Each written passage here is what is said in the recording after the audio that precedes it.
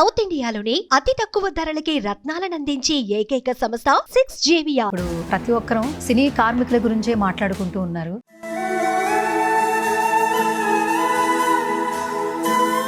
సినీ కార్మికులు సమ్మెబాట పట్టడం, షూటింగ్లు ఆపేయాలని చెప్పడం, సో దీన్ని అసలు ఏ విధంగా చూడాలంటే? ఫస్ట్ సమ్మెబాట పట్టలేదు, షూటింగ్లు ఆపమని చెప్పట్లేదు. వాళ్ళు ఇంత పెంచాలి అంత పెంచాలని చెప్తున్నారు. భోజనం చేసిన తర్వాత చేయి కడుక్కునే టైం కూడా ఉండదు, మళ్ళీ రెడీ రెడీ రెడీ రెడీ అంటుంటారు. దానికి మళ్ళీ ఎక్స్ట్రా డబ్బులు ఇస్తారు. అట్లా ఊరికి లేనిపోయిన మాటలు చెప్పడం కరెక్ట్ కాదు.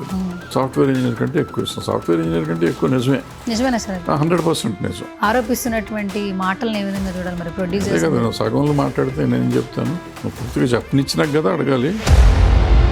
సినిమా బయటికి రావాలంటే ఫస్ట్ నిర్మాత లేదే సినిమా బయటికి రావాలి. నిర్మాత అనేవాడు వ్యాపారం చేస్తానికి వస్తున్నాడు. కొంతమంది ప్యాషన్తో వస్తారు. ప్యాషన్తో వచ్చిన వాడు పోయినా పర్లేదని వస్తాడు. వ్యాపారం చేసేవాడు వ్యాపారం కోసం ఏదైనా చేస్తారు. హీరోల రెమ్యునరేషన్స్ కి మరి వీళ్ళ వేతనాలకి ఇలా లింకప్ చేయడం ఎంతవరకు కరెక్ట్ అంటారు? తప్పు, 100% తప్పు. వాళ్ళకి ఏం సంబంధం? వాళ్ళు ఎవరు అడుగుతానికి? నిన్న ఛాంబర్లో మీటింగ్ అయింది, సో అందరూ మాట్లాడుకున్నారు. ఏంటి సరే ఏం కొలిక్కి వచ్చింది, ఏం చెప్పాలనుకుంటున్నారు? మీకే తెలిసి ఉండాలి, నాకేం తెలుసు. హాయ్, హలో, నమస్తే. This is Suvarna. Welcome to Suman TV. So ఇప్పుడు ప్రతి ఒక్కరూ సినీ కార్మికుల గురించే మాట్లాడుకుంటూ ఉన్నారు. అన్ని ఇండస్ట్రీలు సినీ ఇండస్ట్రీ వైపు చూసే దృష్టి ఇప్పుడు మనం చూస్తూ ఉన్నాము. తెలుగు ఫిలిం ఇండస్ట్రీలో సినీ ఇండస్ట్రీకి ఒక గొప్ప ఖ్యాతి అయితే సంపాదించుకుందని చెప్పొచ్చు. బట్ ఈ తరుణంలో సినీ కార్మికులు సమ్మెబాట పట్టడాన్ని ఏ విధంగా చూడాలి, ఇదే అంశానికి సంబంధించి మనతో మాట్లాడడానికి ప్రొడ్యూసర్ తమ్మారెడ్డి భరద్వాజ్ గారు ఉన్నారు. Hi sir. కార్మికుల పక్షపాతి తమ్మారెడ్డి భరద్వాజ్ గారు. సో ఇది గత కొన్ని సంవత్సరాల నుంచి ఇది వింటూ ఉంటాము. బట్ నవేడేస్ ఏంటంటే సినీ పరిశ్రమ అనేది ఎంత ప్రాముఖ్యతని సంపాదించుకుందో అందరికీ తెలుసు. అలాంటి ఇండస్ట్రీలో సినీ కార్మికులు సమ్మెబాట పట్టడం, షూటింగ్లు ఆపేయాలని చెప్పడం, సో దీన్ని అసలు ఏ విధంగా చూడాలంటే? ఫస్ట్ సమ్మెబాట పట్టలేదు, షూటింగ్లు ఆపమని చెప్పట్లేదు. వాళ్ళు మేము జీతాలు పెంచమన్నారు, మా జీతం ఇస్తే మేము పని చేస్తామన్నారు, చేస్తున్నారు. ఆల్రెడీ పెంచి ఇచ్చే వాళ్ళ దగ్గర పని జరుగుతూనే ఉంది. సో సమ్మె అనే మాటకి, సమ్మె అంటే షూటింగ్ లాగిపోవాలి కదా, ఆగలేదు, పని జరుగుతుంది. నాకు రూపాయి ఇది రూపాయి చాలుతారు, రూపాయి పావులా ఇస్తే చేస్తానంటున్నారు. రూపాయి పావులా ఇచ్చి పని చేసుకునే వాళ్ళు చేసుకుంటున్నారు. ఓకే కాదు సార్, ఓకే ఇంత పెంచాలి అంత పెంచాలని చెప్తున్నారు. బేసిక్గా ఏంటంటే ఈ కార్మికులు బయటకు వచ్చిన తర్వాత మాట్లాడుతున్న మాట, ఒక్కోసారి మేము 12 గంటల కంటే ఎక్కువ పని చేస్తాము, భోజనం చేసిన తర్వాత చేయి కడుక్కునే టైం కూడా ఉండదు, మళ్ళీ రెడీ రెడీ రెడీ రెడీ అంటుంటారు. సో పెరుగుతున్న ఖర్చులకి మా వేతనాలు మాత్రం అలాగే ఉన్నాయి అని చెప్పి అంటున్నారు. మరి ఏ విధంగా దీన్ని చూడాలంటారు? వేతనాలు ఉన్నమాట నిజమే. వేతనాలు అంటే ఇప్పుడు చెయ్యి గడగగానే ఇస్తే దానికి మళ్ళీ ఎక్స్ట్రా భత్తా ఇస్తారు. వీళ్ళు చెయ్యి గడుక్కోగానే గ్యాప్ ఇవ్వకుండా చేశారు అనుకోండి, దానికి మళ్ళీ ఎక్స్ట్రా డబ్బులు ఇస్తారు. అట్లా ఊరికి లేనిపోయిన మాటలు చెప్పడం కరెక్ట్ కాదు. సో ఏది చేసినా దానికి సరిపడా పేమెంట్ ఇస్తాం అనేది జరుగుతుంది. బట్ ఈ పద్ధతులు సరిగ్గా మారాలి. ఎంతమందిని వాడుకోవాలి అనేది ఎవరు చెప్పకూడదు, ఎవరిని వాడాలి అని చెప్పకూడదు. ఇప్పుడు నా సినిమాకి నాకు ఎవరు కావాలో నేను వాడుకుంటాను. ఇప్పుడు నేను యూనియన్ ఉండేది ఎందుకు? ఇది కంటింజెంట్ లేబర్, ఇది రెగ్యులర్ లేబర్ కాదు. ఈవెన్ ఫ్యాక్టరీలో కూడా మీరు ఇండస్ట్రియల్ లేబర్ ఛాంబర్ దీంట్లో కూడా యూనియన్ వర్కర్స్ ఉంటారు, నాన్ యూనియన్ వర్కర్స్ ఉంటారు, వేరియస్ యూనియన్స్ వర్కర్స్ కూడా ఉంటారు. సో యూనియన్ వర్కర్ ఉంటే ఏమవుతుందంటే యూనియన్లు అగ్రిమెంట్ చేసి ఉంటాయి కాబట్టి అన్ని యూనియన్ల వర్కర్లకి ఒక రేంజ్ ఆఫ్ ఇది ఉంటుంది. మిగిలిన వాళ్ళని కూడా గవర్నమెంట్ ఇది చేస్తుంది, కవర్ చేస్తుంది. Non member of the union ఫ్యాక్టరీలో పనిచేస్తే దాంట్లో గవర్నమెంట్లో కొన్ని ఉంటాయి కదా, ఆ లీగల్ రైట్ వాడికి ఉంటుంది. అట్లాగే ఇక్కడ కూడా ఉండాలి. ఇక్కడ మన దగ్గర మొదటి నుంచి కూడా మనం ఏంటంటే మా సినిమా వర్కర్ని తప్ప వెయిట్ వాళ్ళని వాడకూడదని మనం రూల్ పెట్టుకుని చేస్తా ఉన్నాం గతంలో. అప్పట్లో ఎవరు ఉండేవారు కదా సినిమా వర్కర్స్, వచ్చి కొంచెం ఎక్స్పర్టైజ్ కావాలి. ఇప్పుడు ఏంటంటే టెక్నాలజీ మారిపోయింది, ఇది మారిపోయింది. ఇప్పుడు ఓటీటీలని టీవీలని అన్నీ వచ్చిన తర్వాత ఎక్కువ మందికి పని దొరుకుతుంది, పని తెలుస్తుంది, కొంతమంది నేర్చుకుంటున్నారు, వస్తున్నారు. సో దాంతో ఇంకా అదే విధానాలు ఉండాలా ఉండకూడదు అనేది డిస్కషన్ పాయింట్. చూసి అవి మార్చుకోవాల్సిన పరిస్థితి ఉంది. ఫెడరేషన్ కూడా కొన్ని మార్చాలి, కొంత ప్రొడ్యూసర్లు కూడా మారాలి, ఆ పాత రూల్స్ కొన్ని పనికొని ఉంటే తీసేయాలి.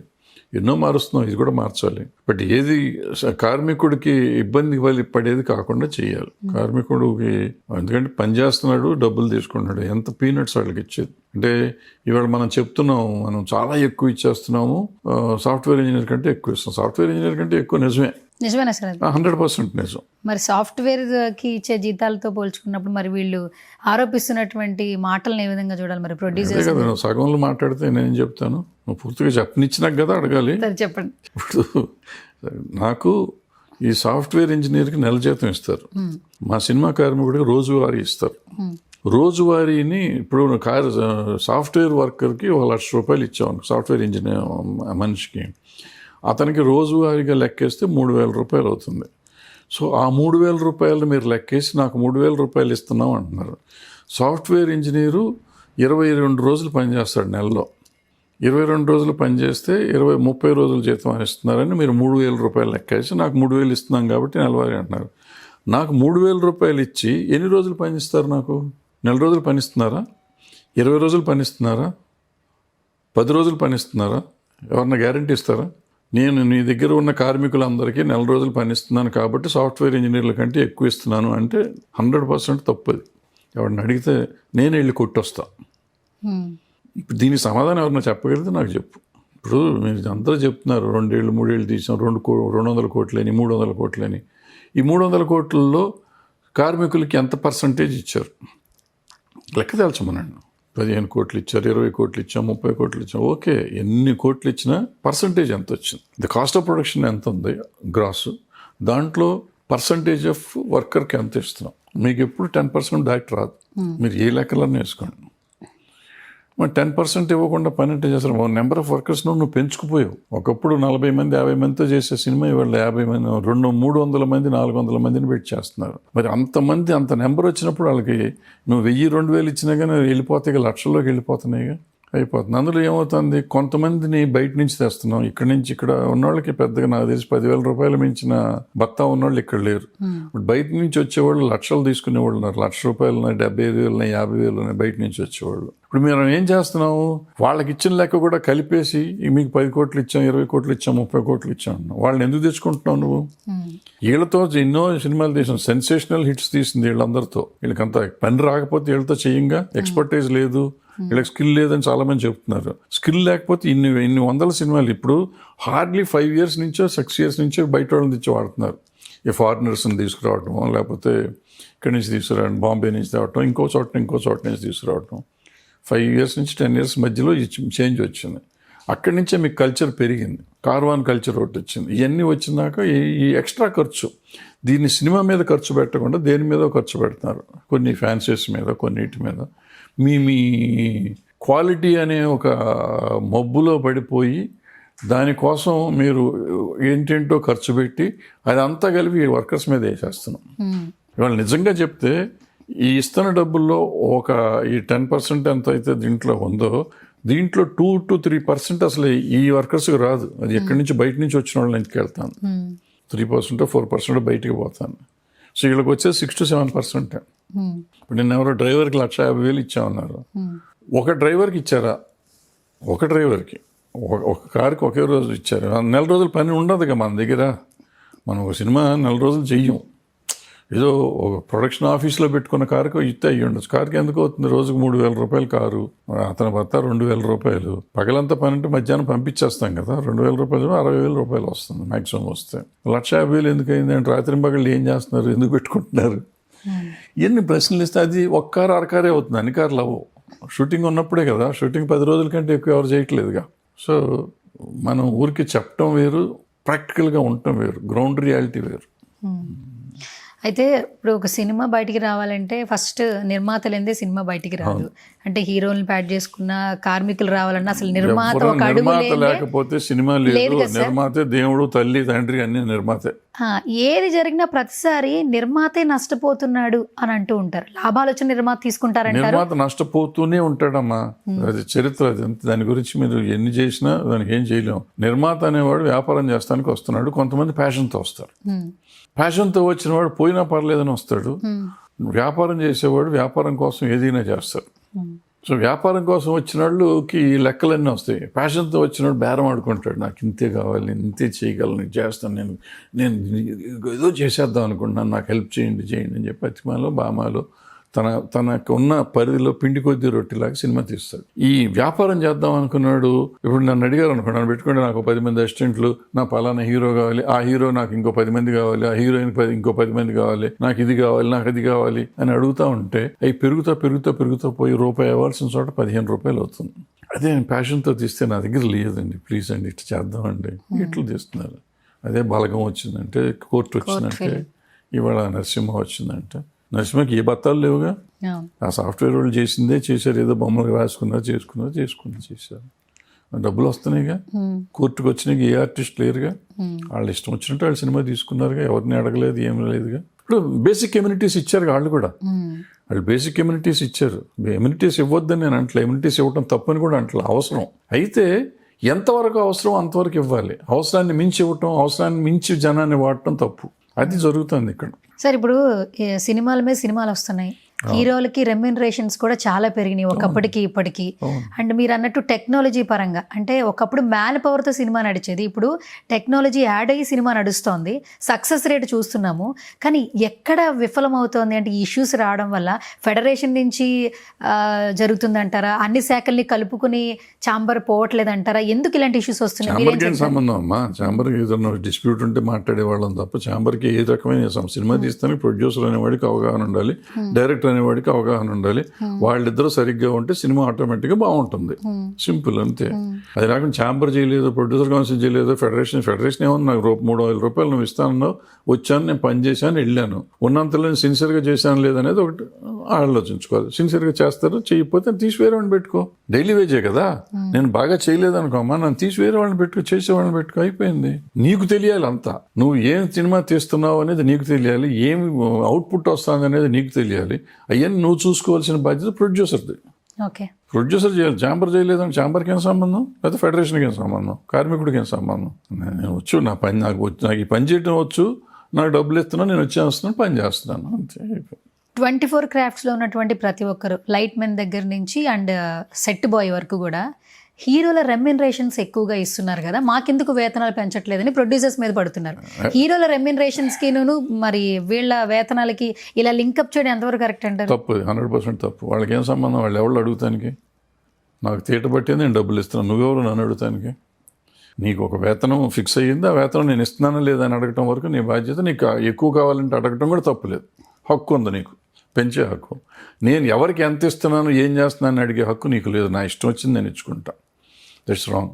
ఓకే, ఇంకొక మాట అంటున్నారు సార్, అంటే పెరుగుతున్న ఖర్చులకి వేతనాలు కూడా పెరగాలి కదా. 2022 తర్వాత వేతనాల పెంపు జరగలేదు, అన్ని ఖర్చులు పెరుగుతున్నాయి. సో కాబట్టి భారం అంతా కుటుంబం అందరూ భరిస్తూ ఉన్నారు, కాబట్టి మా వేతనాలు కూడా పెరగాలని కార్మికులు అడుగుతున్నారు. దీన్ని ఏ విధంగా చూడాలంటారు? 100 ఏ విధంగా చూడండి, పెరగక్కర్లేదా?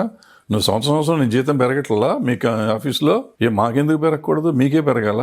మీరు మాత్రం పని చేసేవాళ్ళు మేము పనికిరాని వాళ్ళమా? మేము పని చేస్తున్నాం కాబట్టి మాకు పెరగాలి. ధర్మం పెరుగుతుంది, కాస్ట్ ఆఫ్ ప్రొడక్షన్ పెరుగుతుంది, కాస్ట్ ఆఫ్ లివింగ్ పెరుగుతుంది. కాస్ట్ ఆఫ్ ప్రొడక్షన్ పెరగటం అనేది మా చేతిలో, కాస్ట్ ఆఫ్ లివింగ్ పెరుగుతుంది. So cost of living index ప్రకారం నాకు పెరగాల్సిన అవసరం ఉంది, పెంచాలి కూడా. ఎంత పెంచాలనేది ఇద్దరు డిస్కషన్ చేసుకోవాలి. ఇంత పెరగాలి, ఇంత పెంచాలని అడగటం నా వంతు. నేను అడగాలి. నేను మామూలు ధర్మంగా వచ్చేసారి నాకు 5% పెంచండి సార్, 2% పెంచుతానే అంటారు. నేను 30% అడిగితేనే నాకు కావాల్సింది కొంచెం వస్తుంది కదా, అడగాలి. నిన్న ఛాంబర్లో మీటింగ్ అయింది, సో అందరూ మాట్లాడుకున్నారు. ఏంటి సార్, ఏం కొలిక్కి వచ్చింది, ఏం చెప్పాలనుకుంటున్నారు? మీకే తెలిసి ఉండాలి, నాకేం తెలుసు. నేను వెళ్ళేసరికి అయిపోయింది మీటింగ్. ఏదో 4 కండిషన్స్ ఇచ్చారంట, అందులో కొన్ని కండిషన్స్ బాగున్నాయి. వీళ్ళు అనిల్ కూడా స్టేట్మెంట్ ఏదో ఇచ్చాడు, 2 భయం ఒప్పుకున్నాం అని చెప్పారు. అవి కొంచెం కరెక్షన్స్ ఉన్నాయి, అయిపోతుంది. మీ యూట్యూబ్ ఛానల్లో ఒక వీడియో పెట్టారు, ఆ వీడియోలో కొన్ని విషయాలు స్పష్టం చేశారు. యానిమేషన్ ఫిలిమ్స్ కూడా థియేటర్కి వెళ్తున్నారు జనాలు చూడడానికి, ఎక్కడ థియేటర్ ఖాళీ లేదు. 11th డే కూడా కలెక్షన్స్ బాగున్నాయి, 15th డే కూడా ఉంది. 15th డే మరి మన సినిమాలకి ఎందుకు ఆడియన్స్ థియేటర్కి రారు? సినిమాలకి అసలు రావట్లేదు ఆడియన్స్ అన్న మాట అవాస్తవం అన్నారు మీరు. ఒకసారి దాని గురించి చెప్తారు? అసలు యాక్చువల్లీ అవాస్తవం అనేది నేను చెప్పక్కర్లేదమ్మా, నేను ఆ వీడియోలోనే పెట్టాను. నేను మీరు చూసుంటే సినిమా ఇండస్ట్రీలో వాళ్ళ దిగ్గజాలు, సినిమా ఇండస్ట్రీని శాసిస్తున్న హీరోలు కానీ, శాసిస్తున్న ప్రొడ్యూసర్లు కానీ, శాసిస్తున్న డిస్ట్రిబ్యూటర్లు కానీ థియేటర్లు కడుతున్నారు. ఇప్పుడు ఒక పక్కన వాళ్ళే సినిమా ఇండస్ట్రీ చచ్చిపోయిన థియేటర్కి జనం రావట్లేదు అన్నారు. వీళ్ళు ఎందుకు కడుతున్నారు థియేటర్లో? అన్ని కోట్లు పెట్టి వ్యాపారస్తులు వాళ్ళే ఇండస్ట్రీని ఏళ్తాంది వాళ్ళే, వాళ్ళు థియేటర్లు కడుతూ థియేటర్కి జనం రావట్లేదు అంటే మరి మనం ఎవరు? ఇప్పటికే అల్లు అర్జున్ గారికి థియేటర్ ఉంది, మహేష్ బాబు గారు ఇంకా థియేటర్స్ తీసుకొస్తున్నారు వింటున్నాం, రవితేజ గారు కూడా అదే ప్రాసెస్లో ఉన్నారు అంటున్నారు. అంటే అగ్ర హీరోలే థియేటర్స్ మీద ఇన్వెస్ట్మెంట్ చేస్తున్నారు. ఫ్యూచర్ అసలు ప్రొడ్యూసర్లు చేస్తున్నారు. దిల్రాజు గారు కడుతున్నారు, సునీల్ నారాయణ గారు కడుతున్నారు, యూవీ క్రియేషన్స్ వాళ్ళు కడుతున్నారు, మైత్రి వాళ్ళు కడుతున్నారు, అందరూ కడుతున్నారు థియేటర్లో. అందరూ కడుతున్నారు థియేటర్లో. ఇంక సినిమాకి థియేటర్కి జనం రావట్లేదంటే ఎందుకు కడుతున్నారు వీళ్ళు? వాళ్ళకి తెలీదా? వాళ్ళని తెలియదా కూడా? మీరు ఆలోచించాలి. అన్ని నన్ను అడిగి నానోడితే ఎందుకు చెప్పిస్తారు మీరు? సరే, ఒకప్పుడు సినిమా ఇప్పుడు సినిమా ఏం మారింది అంటే మీరు ఆల్మోస్ట్ ఇండస్ట్రీలో అంటే ఫెడరేషన్ ఛాంబర్ పక్కన పెడితే మీరు ఇండస్ట్రీకి తెలిసిన పర్సన్ కాబట్టి ఏం చెప్తారు? సినిమాలో ఏం చేంజ్ అయింది? చాలా మార్పులు వచ్చినాయి అమ్మా. ఒకప్పుడు సినిమా ఏంటంటే ప్రొడ్యూసరు ఓ సినిమా అనుకుని, ఒక కథ అనుకుని, ఆ కథ ఏ డైరెక్టర్ అయితే బాగుంటాడో అనుకుని ఆ డైరెక్టర్ దగ్గరికి వెళ్ళి, ఆ డైరెక్టర్ వచ్చిన తర్వాత ఒక హీరో, అది రామారావు అవ్వచ్చు, నాగేశ్వరరావు అవ్వచ్చు, వాళ్ళ దగ్గరికి వెళ్ళి సినిమా చేయండి అని అడిగితే వాళ్ళకి ఇష్టమైతే చేస్తారు, లేకపోతే వేరే హీరోతో చేస్తారు. అట్లా చేసుకున్నారు. ఆ తర్వాత కాలంలో రామారావు గారి ప్రొడ్యూసర్లు, నాగేశ్వర ప్రొడ్యూసర్లు వాళ్ళకి సరిపడే కథలు వీళ్ళు కూడా అల్లుకుని, అప్పుడుకైనా కూడా డైరెక్టర్ వచ్చినాక కథ వేసుకుని ఆ హీరో దగ్గరికి వెళ్ళి కథ చెప్పారు. ఆ తర్వాత అట్టట్టమైంది. ఇప్పుడు ఏమైపోయిందంటే గ్యాంబ్లింగ్. మొత్తం ఊళ్ళో ఏ డైరెక్టర్ ఒక సినిమా హిట్ ఇస్తే అతనికి అడ్వాన్స్ కొట్టి దొడ్లో కట్టేసేయటం. హీరోలు అందరికీ బ్యాక్ టు బ్యాక్ సినిమాలు తీయట్లా, 3 ఏళ్ళ కోటి కదా తీసేది వీళ్ళంతా. హీరోలు అందరికీ అడ్వాన్స్లు ఇచ్చేయటం ఒక కంపెనీ. అందరు హీరోలు అన్ని కంపెనీల్లో ఉన్నారు, ఇంకా బయట వాళ్ళకి ఎవరికి దొరకకుండా. అందరు డైరెక్టర్లు అన్ని కంపెనీల్లో ఉన్నారు, బయట వాళ్ళకి దొరకకుండా. సో ఏమవుతుంది, నెంబర్ ఆఫ్ ఫిల్మ్స్ తగ్గిపోయినాయి. ఎందుకంటే రెమ్యునరేషన్స్ విపరీతంగా పెరిగిపోయేటప్పటికి వాళ్ళు కంఫర్టబుల్ స్టేజ్లో ఉంది. కంఫర్టబుల్ అంటే తక్కువ రెమ్యునరేషన్ ఇచ్చినా కంఫర్టబుల్లే ఉంటారు. 100 కోట్లు ఇచ్చినా కంఫర్టబుల్లే, 10 కోట్లు ఇచ్చినా కంఫర్టబుల్లే కదా. బట్ పెరుగుతూ వస్తాను. ఆ కంఫర్టబుల్ జోన్లో ఉన్నప్పుడు 2 ఏళ్ళకో 3 ఏళ్ళకో మెల్లిగా తీస్తాం. తొందర ఏముంది, హడావిడే ఉంది వాళ్ళకి లేదు, వీళ్ళకి లేదు. సో దాంతో ఏమవుతుంది, ఆ రోజుకి ఈ రోజుకి ఏంటంటే ఆ రోజు 6 నెలలకి సినిమా అయిపోయేది. 3 నెలలకి నుంచి 6 నెలల లోపు సినిమా రిలీజ్ చేసేవారు, 9 నెలలకు రిలీజ్ చేసేవారు. ఇప్పుడు ఎన్ని సంవత్సరాలు అవుతుందో తెలియట్లేదు. నడుస్తూ ఉంటుంది. టెక్నాలజీ స్పీడ్గా జరిగే టెక్నాలజీ కనిపెట్టారు. మనకు దాన్ని ఎంత స్లోగా చేయాలో అంత స్లోగా చేస్తున్నాం. ఇప్పుడు మీరు చెప్పిన పాయింటే సార్, అప్పట్లో సినిమాలు నుంచి ఇప్పటి సినిమాల వరకు చాలామంది సినిమా ఇండస్ట్రీ మీదే బ్రతుకుతున్న వాళ్ళు ఉన్నారు చాలామంది. ఇప్పుడు ఎవరైనా అప్కమింగ్ జనరేషన్ ఏంటంటే, మీరు డాక్టర్, ఇంజనీర్ తర్వాత ఇప్పుడు ఏ జోన్లో అడుగు పెడతారంటే సినిమా ఇండస్ట్రీ అంటున్నారు, గ్రాఫిక్స్ అంటున్నారు, ఎడిటింగ్ అంటున్నారు, డిఓపి అంటున్నారు, మ్యూజిక్ అంటున్నారు. అంటే సినిమా ఇండస్ట్రీలో కూడా రావడానికి చాలా ఇంట్రెస్ట్ చూపిస్తున్నారు. ఒకప్పుడు సినిమాకి సంబంధించి, కార్మికులకు సంబంధించి ఏమైనా కష్టం వస్తే దాసరి నారాయణరావు గారు ఉండేవాళ్ళు, ఏ లోటు ఉండేది కాదు అంటారు. మరి ఇప్పుడు వస్తున్నటువంటి ఇష్యూస్ని ఏ విధంగా చూడాలి? ఇప్పుడు పెద్ద దిక్కు అంటే ఎవరు ఆయన తర్వాత? అసలు పెద్ద దిక్కు అనేది లేదు. అదేం ఉద్యోగం కాదు, లేకపోతే అది కిరీటం కాదు, ప్రెసిడెంట్ ఆఫ్ ఇండియానో లేకపోతే రాజు, ఇటువంటి ఏం కాదు. ఒక వ్యక్తి ఒక సంఘటిత దీనిగా శక్తిగా మారాడు. దాసరి నారాయణరావు అనే వ్యక్తి, ఆయన ఒక శక్తిగా మారిపోయాడు. ఎలా మారాడు? ఆయనకున్న టాలెంట్తో మారాడు. సో ఆ టాలెంట్ ఎవరికి రాదు, ఆయన ఎవరు రారు, ఎందుకు వచ్చారో తెలియదు, ఎందుకు వెళ్ళిపోయారో తెలియదు, అయిపోయింది, అది జరిగిపోయింది. అది మాట్లాడితే నారాయణరావు గారి గురించి మనం మాట్లాడుకుంటే ఆయన రిప్లేస్ చేయలేము, అవ్వదు కూడా, మాట్లాడుకోవటం కూడా వేస్ట్. ఆ రోజు జరిగింది. అంత శక్తి ఉన్న వాళ్ళు మళ్ళీ రారు, పుట్టరు. ఇంకా సార్, ముంబై నుంచి తీసుకురావడానికి ఇంట్రెస్ట్ చూపిస్తున్నారు చాలామంది ప్రొడ్యూసర్లు. ఇక్కడ ఉన్న వాళ్ళు ఏమయ్యారని అడుగుతున్నారు. ముంబై వాళ్ళని ఎందుకు ఎంకరేజ్ చేస్తున్నారు అంటున్నారు. దాన్ని ఏ విధంగా చూడాలి మరి? ఏం ఎంకరేజ్ చేయట్లేదు. ఎంతమంది తెస్తారమ్మా? 3 తెస్తారు, 4 తెస్తారు, 10 మంది తెస్తారు. మనం 300 మంది పని చేస్తుంటే 10 మంది వస్తే 290 మంది మనమే చేస్తున్నాం కదా. ఊరికి అనవసరంగా దాని మీద ఇప్పుడు మన కాన్ఫెడరేషన్ రూల్ ప్రకారం మన కార్మికులు ఎక్కడ కార్మికుడైనా ఎక్కడైనా పని చేయొచ్చు. మనం వెళ్ళి అక్కడ బాంబేలో పని చేయట్లేదా? మన ఫైట్ మాస్టర్లు, డాన్స్ మాస్టర్లు బాంబే వెళ్ళి పని చేయట్లేదా? ఊరికి మనం గోల్ చేస్తాం. అమెరికా వాడు వచ్చి ఇక్కడ చేస్తే తిడుతున్నాం. మన అమెరికాలో మొత్తం మనమే ఉన్నాం కదా. మరి అట్లాగే అన్ని చోట్ల మనం వెళ్ళి వెళ్తాం. మన భారతదేశంలో ఎక్కడైనా ఎవరైనా పని చేసుకోవచ్చు, చేయకూడదు అనేది ఏదో ఊరికే తెలియని వాళ్ళు కొంతమంది మాట్లాడుతూ ఉంటారు. అవి అసలు పడుచుకోకూడదు. ఇలాంటి ఇష్యూస్ వచ్చిన ప్రతిసారి కామన్ మెన్ కావచ్చు, ఇండస్ట్రీ వాళ్ళు కావచ్చు, ఒక మాట అయితే వ్యక్తపరుస్తారు సార్, ప్రొడ్యూసర్ లేనిదే సినిమా లేదు, కానీ ఎక్కువగా పేరు హీరోలకే వస్తుంది, అగ్ర హీరోలకే వస్తుంది అంటుంటారు. ఇలాంటి ఇష్యూస్ వచ్చినప్పుడు హీరోలు ఎందుకు ముందుకు రారు, ఎందుకు సార్ట్ అవుట్ చేయరు అన్న మాట అని అంటూ ఉన్నారు సార్. అసలు హీరోలకి అసలు సంబంధమే ఉండదు, ప్రొడ్యూసరే చూస్తారని అంటుంటారు కదా. ఇలా మాట్లాడే వాళ్ళకి మీరు ఇచ్చే క్లారిటీ ఏమైనా ఉందా? ఏం లేదు, హీరోకి ఏం సంబంధం, హీరోలకి ఏం సంబంధం అసలు. ఇప్పుడు హీరోలైనా కార్మికుడైనా డబ్బులు తీసుకుని పనిచేసేవాళ్ళే కదా. వాళ్ళు ఏం సమస్య పరిష్కరిస్తారు? ఇప్పుడు ఫర్ ఎగ్జాంపుల్ మీరు ఇందాక డిస్కషన్ వచ్చినప్పుడు చెప్పారే, నేనే ఒక 100 కోట్లు తీసుకున్న హీరోని అనుకుందాం కొంచెంసేపు. నేను వచ్చి ఇక్కడ పంచాయతీ పెట్టా, ఈ కార్మికుల కింద మిమ్మల్ని కూర్చోబెట్టి మీరు 30% పెంచడం అన్యాయం అయ్యా, మీరు ఎట్ట పెంచుతారు, పాపం నిర్మాత ఏమైపోతాడంటే అక్కడి నుంచి ఒక కుర్రాడు లేసి, సార్ మీరు 100 కోట్లు తీసుకోవట్లేదా సార్, మరి మాకేం సార్, మాది ఎంత సార్, ఇస్తే 30% ఇస్తే ఏమొస్తుంది సార్, ₹1,00,00,000 పెరుగుతుంది సార్, ఇవ్వచ్చు కదా సార్ అంటాడు సింపుల్గా. ఈయన తలకాయ ఎక్కడ పెట్టుకుంటాడు? సో అందుకని నోరు మూసుకొని మన పని మనం చూసుకోవటం బెటర్. మనకు సంబంధం లేని మ్యాటర్. నాకు ఎందుకు ఇస్తున్నారు 100 కోట్లు కానీ 200 కోట్లు కానీ ఎందుకు ఇస్తున్నారంటే, నా ముఖం చూస్తే జనం వస్తారు. నా అవసరం నీకు ఉంది కాబట్టి నువ్వు ఇస్తున్నావు. అది నీకు నాకు ఉన్న మధ్య సమస్య, అది మిగిలిన వాళ్ళకి సంబంధించిన సమస్య కాదు. సో వాళ్ళు అడగటానికి వాళ్ళకి లేదు, ఎవరు అడుగుతానికి లేదు. నాకు టాలెంట్ ఉంటేనే ఇస్తారు. కానీ లేని రోజు, నేను అడుక్కుదిన రోజు ఎవరన్నా డబ్బులు ఇచ్చాడు నాకు? నేను ఆ ఇంటింటికి నా ఆల్బమ్ పట్టుకు తిరిగినప్పుడు ఎవరన్నా వేషం ఇచ్చాడా? ఎవరు ఇవ్వలేదు కదా. ఇప్పుడు నా ఇష్టం, నాకు ఆ రోజున కరువు వచ్చి భోజనానికి డబ్బులు లేనప్పుడు ఎవరిని ఇచ్చారా నాకు? ఇవాళ నేను 200 కోట్లు 100 కోట్లు తీసుకుంటున్నాను అడిగే హక్కు మీకు ఎవరికి ఉంది? ఇవాళ నేను ప్రూవ్ చేసుకున్నా, నన్ను నేను ప్రూవ్ చేసుకున్నా, నా ముఖానికి వాల్యూ ఉందో, నాకు వాల్యూ ఉంది కాబట్టి నాకు డబ్బులు ఇస్తున్నారు. నాకు ఇచ్చిన డబ్బుల గురించి ఎందుకు ఏడుస్తారు మీరు?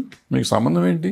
మీకేం కావాలో మీరు అడిగి తీసుకోండి. నన్ను గురించి మాట్లాడదు ఎవరికైనా కానీ, ఎవరైనా కానీ. వాళ్ళు ప్రొడ్యూసర్లు అవ్వచ్చు, సాటి ఆర్టిస్టులు అవ్వచ్చు, కార్మికులు అవ్వచ్చు, ఇంకెవళ్ళన్నా బయట కామన్ పబ్లిక్ కూడా అవ్వచ్చు. It is not anybody's money. చాలామంది అంటూ ఉంటారు, మేము ఇస్తున్నాం థియేటర్లో సినిమా ఎందుకు చూస్తున్నాం, ఎంటర్టైన్మెంట్ ఇస్తున్నారు నీకు 2.5 గంటల సేపు 3 గంటల సేపు ఎంటర్టైన్మెంట్ ఇస్తున్నావు. నువ్వు ₹300 ఇస్తున్నావు. ₹300 నేను 3 గంటలు ఎంటర్టైన్మెంట్ ఇస్తున్నా. నువ్వు ఇచ్చిన డబ్బులో నుంచి గవర్నమెంట్కి పోయే డబ్బులు పోయి, థియేటర్కి పోయే డబ్బులు పోతే నాకు వచ్చేది, ప్రొడ్యూసర్కి వచ్చేది ఎంత? 25 to 30%. నేను ఈ రూపాయి ఏరుకొని నేను చేస్తున్నా, హీరోకి ఇస్తున్నా. సో మేము మా డబ్బులతో పోతాం, మీ డబ్బులతో ఏంటి పోతుంది ఇక్కడ తొక్క? నేను కష్టపడి ఒక సినిమా తీసి ఒక ప్రోడక్ట్ తీసి ఇస్తున్నా, పోతే నేను భరిస్తున్నా. మరి ఇస్తున్నారా ఇదే జనం? ఇవ్వరు కదా. ఈ జనం ఎవరు నన్ను అడుగుతానికి? నువ్వు 100 కోట్లు ఇచ్చావు, 200 కోట్లు ఇచ్చావు అని అడుగుతాను. జనానికి హక్కు లేదు అసలు. నా ఇష్టం వచ్చింది నేను ఇస్తా. ఇవ్వకుండా పని చేయించుకునే వాళ్ళు కూడా ఉన్నారుగా. కొత్త హీరో వస్తే నేను ఫ్రీగా చేయించుకుంటున్నాను. మరి అది అయ్యో ఫ్రీగా చేస్తున్నాను, అతనికి కూడా 2 కోట్లు ఇవ్వను నువ్వు అని చెప్తున్నావా? చెప్పవు. మరి నువ్వు ఎవరు అడుగుతానికి? ఏ హీరోకి ఎంత ఇస్తాం, ఏ హీరోయిన్కి ఎంత ఇస్తాం అని అడిగే హక్కు మీకు లేదు. బేరం ఆడుకునే హక్కు అవతల వాళ్ళకు ఉంది. వాళ్ళ ఇంటర్నల్ ఇష్యూ అది. ఇంటర్నల్ ఇష్యూ గురించి పబ్లిక్లో మాట్లాడాల్సిన అవసరం మనకేం లేదుగా. సార్ ఇప్పుడు సినిమా ఇండస్ట్రీలో 24 క్రాఫ్ట్స్లో ఉన్నటువంటి పర్సన్స్ మనం చూస్తున్నాం. Not only cinema industry, TV industry చూడండి, ఈవెంట్స్ జరుగుతున్నాయి, షోలు జరుగుతున్నాయి. అంటే మెయిన్ ఆర్టిస్టులతో పాటు కాస్ట్ అండ్ క్రూ చాలామంది, అంటే వాళ్ళకి చాలా వరకు ఉపాధి అవకాశాలు పెరుగుతున్నాయి. ఒక రకంగా సంతోషించదగ్గ విషయమే. ఇలాంటి తరుణంలో ఇండస్ట్రీ ఎక్స్పాండ్ అవుతున్న సిచ్యువేషన్స్లో మనం ఇలా జరుగుతున్న దాన్ని ఏ విధంగా చూడాలంటారు? ఏం లేదమ్మా, పని పెరుగుతుంది, వర్క్ కావాలి, నీకు వర్క్మెన్షిప్ కావాలి, డబ్బులు పెంచు అంతే, సింపుల్. వాడుకోండి. నువ్వు సంపాదించడానికే కదా ఇప్పుడు చెప్పిన పెరిగినవి అన్నీ దాంట్లోనే కదా పెరుగుతున్నాయి. నీకు పని వస్తుంది, నువ్వు సంపాదించుకుంటున్నావు కాబట్టి నువ్వు ఈవెంట్ చేస్తున్నావు, షోస్ చేస్తున్నావు, సినిమాలు తీస్తున్నావు, ఓటీటీ సినిమాలు తీస్తున్నావు, షార్ట్ ఫిల్మ్స్ తీస్తున్నావు, ఇంకేంటేంటో చేస్తున్నావు, ప్రతి దాంట్లో సంపాదిస్తున్నావు. నువ్వు సంపాదించినప్పుడు దాంట్లో నాకు కూడా 5 పైసలు షేర్ ఇవ్వు అంటున్నా. నేను పని చేస్తున్నాను కదా, నా పని సంబంధం లేకుండా నువ్వు సంపాదించగలవా? మరి నాకు ఇస్తానికి ఏంటి బాధ? అయితే ఇప్పుడు మీరు ఏమంటారు సార్, సమ్మె బాట అయితే పట్టలేదు కార్మికులు, ఒక డిస్కషన్స్ జరుగుతున్నాయి, పని అయితే షూటింగ్లు జరుగుతున్నాయి అంటారు? జరుగుతున్నాయి. ఓకే. అంటే బయట చూస్తే కార్మికులు షూటింగ్లకి వెళ్ళట్లేదు, సమ్మెబాట పడుతున్నారు, ఇవే ఎక్కువగా మనం వింటూ ఉన్నాం. చెప్పారా మీకు? ఎవరికైనా చెప్పారా? లేదు. ఉపాధి వేతనాలు పెంపు కోసం ఒక డిస్కషన్స్ జరుగుతున్నాయని మాత్రం అందరికీ అర్థం. అంతే సింపుల్. అయితే ఇప్పుడు మరి చిరంజీవి గారి సినిమా వస్తుంది, పవన్ కళ్యాణ్ గారి సినిమాలు షూటింగ్లు జరుగుతున్నాయి అంటారు మొత్తానికి? పవన్ కళ్యాణ్ గారి మొన్న ఒక రోజు జరిగిన తర్వాత అయిపోయింది, షూటింగ్ అయిపోయింది, షెడ్యూల్ అయిపోయింది, వెళ్ళిపోయారు. ఒకప్పుడు ఒక సినిమా జరిగిందంటే ఒక డిఓపికి అసిస్టెంట్, తర్వాత ఒక లైన్మెన్, డైరెక్టర్కి ఇంకొక లైన్మెన్ ఎక్స్ట్రా, అంటే ఒకరికి ఒక పర్సన్ ఉండేవాళ్ళు. ఇప్పుడు ఒకరికి 3 ఉంటున్నారంట, నిజమేనా? 10 మంది కూడా ఉంటారు. పెట్టుకునేవాడికి లేని బాధ నీకు నాకెందుకమ్మా? పెట్టుకునేవాడికి కదా ఉండాలి బాధ, మనకెందుకు? నువ్వు నేను కూర్చొని డిసైడ్ చేస్తే వాడు తింటాడు అనమాట. పని లేని వాళ్ళు వీళ్ళు కూర్చొని డిస్కస్ చేశారని మనం తిడతారు. ఎందుకు చెప్పు తిట్లు తింటాం? ఈ విషయాల్లో ఇప్పుడు సి కళ్యాణ్ గారు అటు ఇటు కొంచెం మాట్లాడి ఈ సమస్యని సార్ట్అవుట్ చేసే పరిస్థితిలో ఉన్నారని సి కళ్యాణ్ గారు ముందుకు వస్తున్నారు. తర్వాత టీజీ విశ్వప్రసాద్ గారు ఒక స్టేట్మెంట్ ఇచ్చారు, బన్నీవాస్ గారు కూడా మాట్లాడారు, ఎస్కేఎన్ గారు కూడా అసలు అంటే పెంచే ఉద్దేశం అయితే లేదు అని ఒక మాట చెప్పేస్తున్నారు. మరి ఇది ఎక్కడ కొలిక్కొచ్చే సందర్భాలు ఉన్నాయంటారా, మీరేం చెప్తారు అసలు? నాకేం తెలుసమ్మా, పెరగకుండా పని జరగదు. నాకు తెలుసు 100% పెరుగుతుంది. ఎంత పెరుగుతుందని నాకు తెలియదు. పెరిగే తీరుతుంది. ఎవళ్ళని చెప్పిన ప్రతి ఇప్పుడు 5 ఏళ్ల కింద అట్టాగే చెప్పారు, 3 ఏళ్ల కింద అట్టాగే చెప్పారు. షూటింగ్లో 50 రోజులు ఆపారు, ఒక్క పైసా పెంచమన్నారు. పెంచారా లేదా? అంతకుముందు పెంచమని 30-50 రోజులు ఆపారు, పెంచారా లేదా? ఎప్పటికప్పుడు పెంచుతానే ఉంటారు. సినిమా ఇండస్ట్రీ పర్సన్గా ఒక ప్రొడ్యూసర్ అంటే సినిమా నిర్మాత పడే బాధ ఏంటో మీకు చాలా వరకు తెలుస్తుంది. సో నిర్మాత ఎప్పుడు చచ్చిపోకూడదు, ప్రొడ్యూసర్ ఎప్పుడు బాగుండాలి, ప్రొడ్యూసర్ బాగుంటేనే చాలా మంది బాగుంటారని అంటుంటారు. అలాంటి ప్రొడ్యూసరే ఇప్పుడు చివరికి కష్టాలు పడుతున్నారు సినిమాకి సంబంధించి. సక్సెస్లు పక్కన పెట్టండి, ఫెయిల్యూర్ వస్తే మొత్తం తనే మేదేసుకోవాలి కాబట్టి సక్సెస్ రేట్ చెప్పలేం, బట్ ఫెయిల్యూర్ రేట్ కనిపిస్తున్న ఎవరు మాట్లాడరు. సో ప్రొడ్యూసర్కి కష్టాలు రాకుండా సక్సెస్ఫుల్గా ముందుకెళ్తూ ఇప్పుడు నవేడేస్ చూస్తుంటే తెలుగు సినిమా పరిశ్రమ గురించి అన్ని పరిశ్రమలు మాట్లాడుకుంటున్నారు. ఆ స్టేజ్లో రైట్నా ఉన్నాం, ఎంతోమంది కష్టం. ఫైనల్గా ఏం చెప్తారు అసలు? ప్రొడ్యూసర్ బ్రతకాలి, నష్టపోకూడదు, సక్సెస్ఫుల్గా సినిమాలు తీయాలి తెలుగు ఫిల్మ్ ఇండస్ట్రీలో అంటే మీరేం చెప్తారు? ఏం లేదు, అన్నీ తెలుసుకుని సరిగ్గా సినిమా చేస్తే శుభ్రంగా ఉంటారు వాళ్ళు. లేకుండా చేస్తే పోతారు.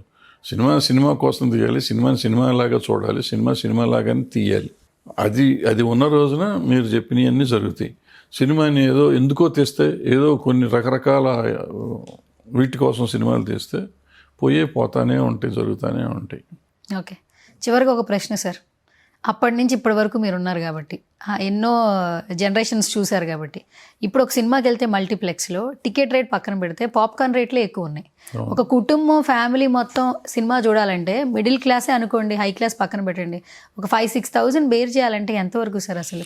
మల్టీప్లెక్స్ కదమ్మా. ఇప్పుడు మనం వెళ్ళే వాళ్ళ గురించి మనం మాట్లాడి ఊరికే మనం చర్చ తప్ప ఇది.